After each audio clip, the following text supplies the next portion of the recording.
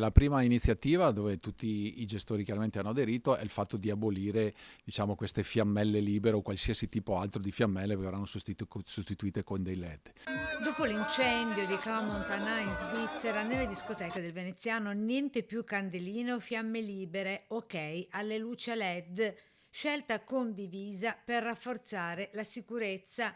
Così Franco Polato, presidente delle sale da ballo del veneziano, la decisione assunta da tutti gli imprenditori della notte e che nasce, come detto, dalla volontà di rafforzare ulteriormente i livelli di sicurezza già garantiti dal rispetto delle normative vigenti. Al riguardo, a breve, il vertice in prefettura con il prefetto di Venezia, Darco Pellos, per valutare ulteriori azioni sulla sicurezza a 360 gradi. E quindi abbiamo chiesto un incontro giusto per chiarire meglio quelli che sono i temi, gli approfondimenti, perché la categoria è completamente d'accordo nel avere dei controlli, però rivolgere soprattutto l'attenzione a locali abusivi come appunto alla tragedia di Crans-Montana.